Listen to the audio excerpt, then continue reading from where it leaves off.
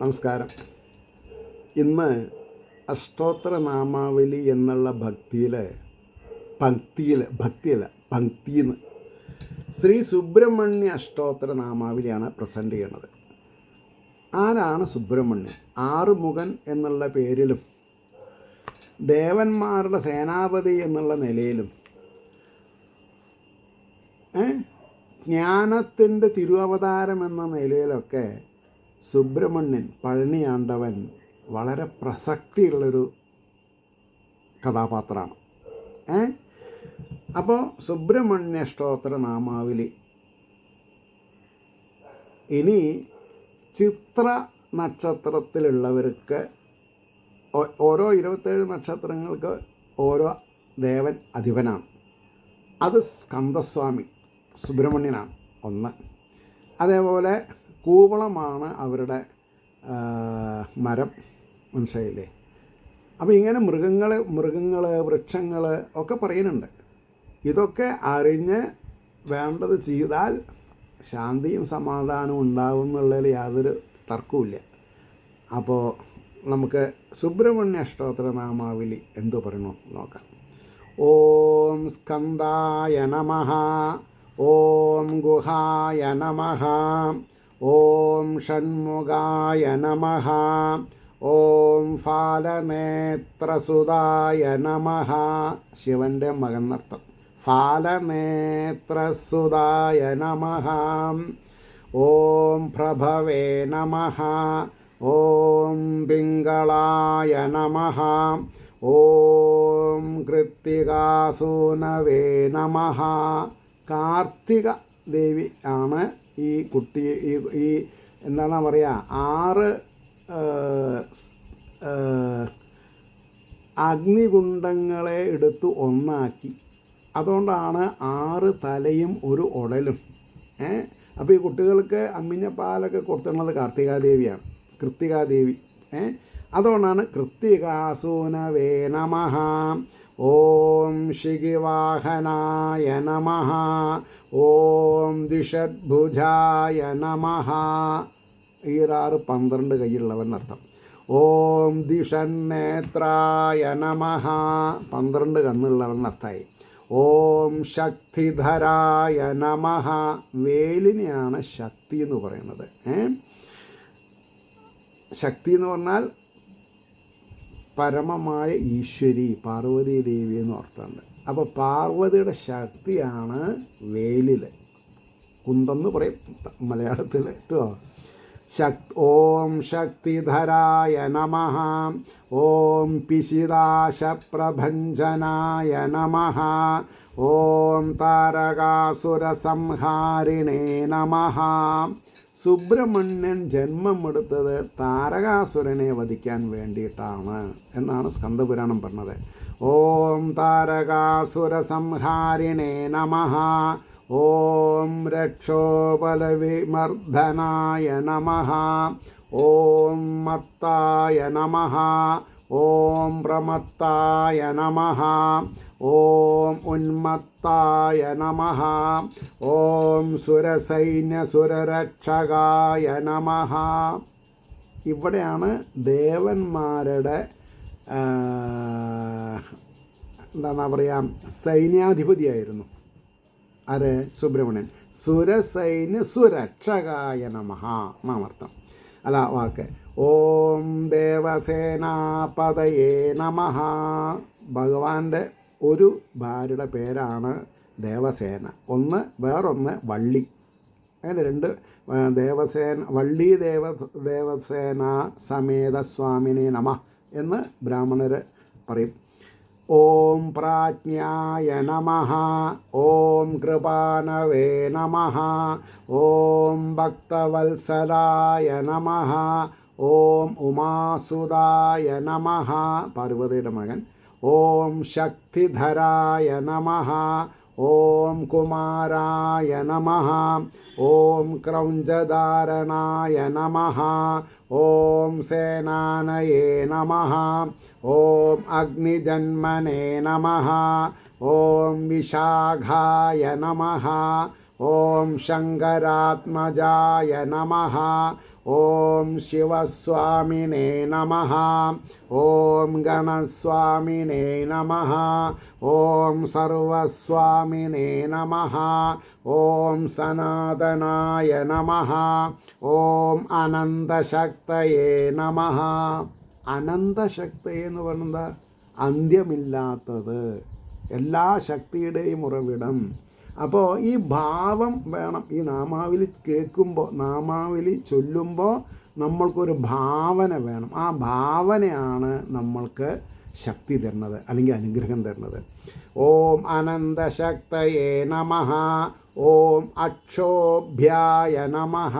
ക്ഷോഭമില്ലാത്തവരായിട്ടുള്ളവർ ജപിച്ചാലേ ഗുണമുള്ളൂ എന്ന് മനസ്സിലാക്കണം. ഓം പാർവതീപ്രിയനന്ദനായ നമഃ. ഓം ഗംഗാസുതായ നമഃ.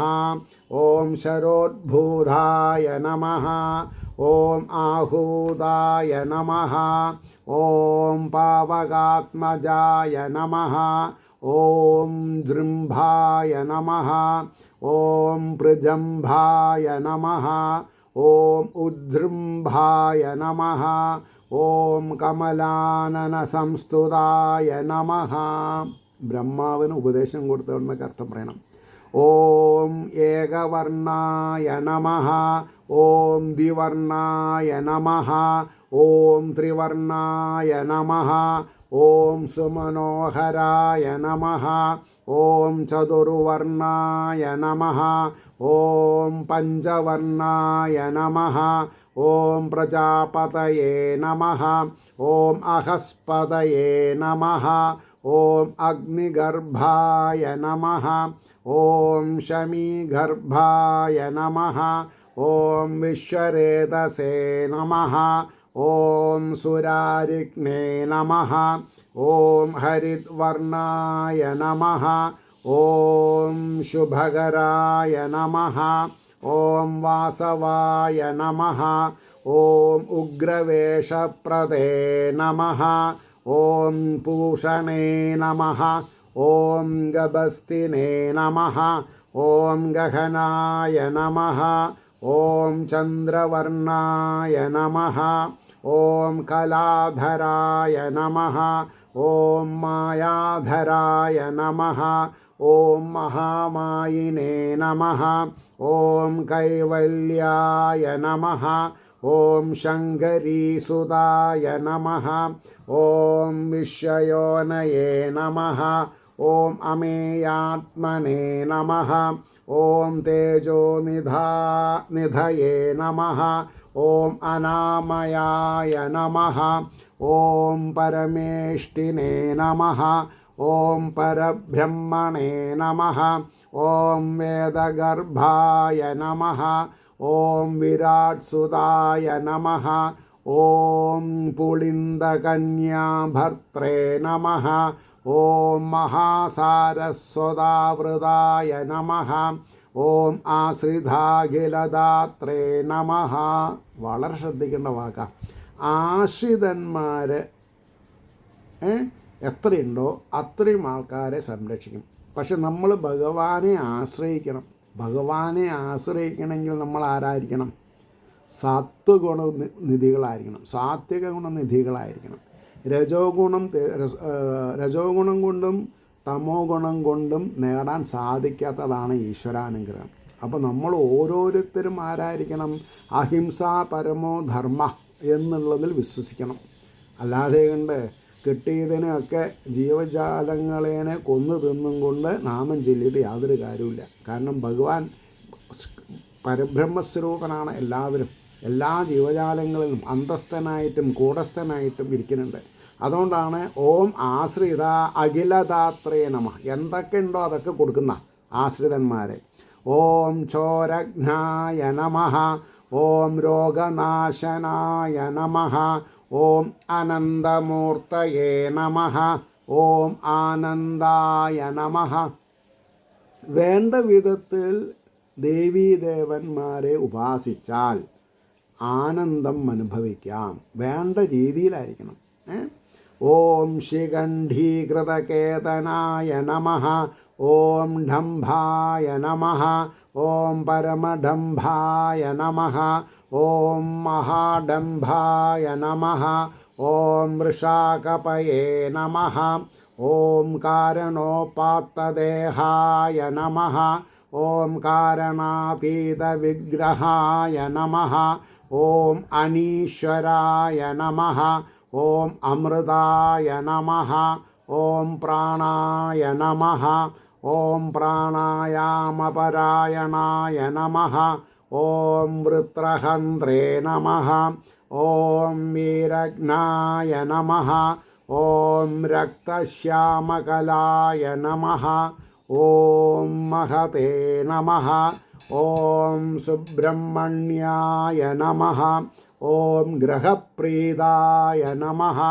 ഓം ബ്രഹ്മണ്യായ നമഃ. ഓം ബ്രാഹ്മണപ്രിയായ നമഃ. ഓം വംശവൃദ്ധികരായ നമഃ. ഇവിടെ ബ്രഹ്മണപ്രിയായ നമഃ എന്നൊരർത്ഥം. അതിപ്പോൾ ബ്രാഹ്മണപ്രിയായ എന്ന് പറഞ്ഞാലും ശരിയാണ്, ബ്രഹ്മണപ്രിയായ എന്ന് പറഞ്ഞാലും ശരിയാണ്. ബ്രഹ്മം എന്ന് പറഞ്ഞിട്ടുണ്ടെങ്കിൽ ഏക ഈശ്വരൻ എന്നർത്ഥം.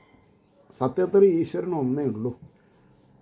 പക്ഷേ ഓരോ പുരാണങ്ങളിലും ഏതെല്ലാം രീതി കൂടെ ഉപാസിച്ചാൽ ഈശ്വരനെ ആശ്രയിക്കാം എന്ന് കാണിക്കാൻ വേണ്ടിയിട്ടാണ് 18 പുരാണങ്ങൾ.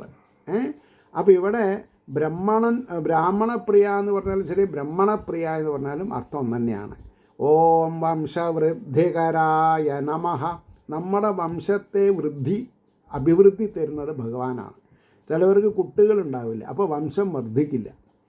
ഇപ്പോൾ അതൊരാവശ്യമാണ് എന്നുള്ളത് ചിലവർക്ക് മനസ്സിലാക്കണം. ഏത് വംശവൃദ്ധി വേണം.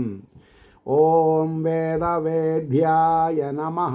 ഭഗവാനെ വേദങ്ങളിൽ പറയുന്ന കാര്യങ്ങളെ കൊണ്ട് മനസ്സിലാക്കാൻ സാധിക്കൂ. വേദവേദ്യായ നമഃ എന്നാണ്. ഇപ്പോൾ സാധാരണക്കാർ വിളക്ക് പൂജ ചെയ്യുന്നുണ്ട്, ഐശ്വര്യ പൂജയ്ക്ക് ഇരിക്കുന്നുണ്ട്, വിഷ്ണു സഹസ്രനാമം ജപിക്കുന്നുണ്ട്, ലളിതാ സഹസ്രനാമം ജപിക്കുന്നുണ്ട്. പക്ഷേ വേദവേദ്യായ നമഃ അതെന്താണെന്നുള്ളത് അവർക്കറിയില്ല. വേദത്തിൽ പുരാണങ്ങൾ അറിഞ്ഞില്ല, ഇതിഹാസങ്ങൾ അറിയില്ല, പിന്നെ ഉപനിഷത്തുകൾ അറിഞ്ഞിട്ടും വേണം വേദങ്ങളെ അറിയാൻ, വേണ്ടേ? അപ്പോൾ വേദവേദ്യായ നമഃ. അപ്പോൾ നമ്മൾ ഓരോരുത്തരും പരമപ്രധാനമായിട്ട് സനാതനധർമ്മത്തിൻ്റെ മഹത്തായ ഗ്രന്ഥം ഏതാണെന്ന് വെച്ചാൽ വേദം എന്ന് പറയാൻ സാധിക്കണം. വേദാർത്ഥങ്ങൾ വേദാർത്ഥ പ്രതിബോധതായ നമഃ. ഭഗവാന്റെ ബോധത്തെ മനസ്സിലാക്കണമെങ്കിൽ വേദങ്ങൾ പഠിക്കണം എന്നൊക്കെയാണ് പറയാം. അപ്പോൾ വേദവേദ്യായ നമഃ. ഓം അക്ഷയഫലപ്രദായ നമഃ. അക്ഷയം, ക്ഷയിക്കാത്ത ഫലത്തെ തരുന്നവനാണ് ഭഗവാൻ. അതെന്താ? ധർമ്മം, അർത്ഥം, കാമം, മോക്ഷം. മോക്ഷം നശിക്കില്ല. ഇതൊക്കെ മനസ്സിലാക്കിയാൽ ഉണ്ടാകുന്ന ഒരു വൈബുണ്ട്, വൈബ്രേഷൻ. ഓം അക്ഷയഫലപ്രദായ നമഃ. ഓം മയൂരവാഹനായ നമഃ എന്ന് പറഞ്ഞിട്ടാണ് അഷ്ടോത്തരം അവസാനിച്ചത്. മയൂരവാഹനം എന്ന് പറഞ്ഞാൽ മയിൽ വാഹനമായിട്ടുള്ളവൻ. ഇങ്ങനെ ഭക്തിശ്രദ്ധയോടുകൂടി ആര് ഈ അഷ്ടോത്തര നാമാവലികൾ ജപിക്കണോ അവർക്ക് തീർച്ചയായിട്ടും മനസ്സമാധാനം, ശാന്തി, എല്ലാവിധ ഐശ്വര്യങ്ങളും ഉണ്ടാവുമെന്ന് ഉള്ള സത്യത്തെ ഉത്ബോധിപ്പിച്ചുകൊണ്ട് വാക്കുകൾ ഉപസംഹരിക്കുന്നു. നമസ്കാരം. നാളെ കാണാം.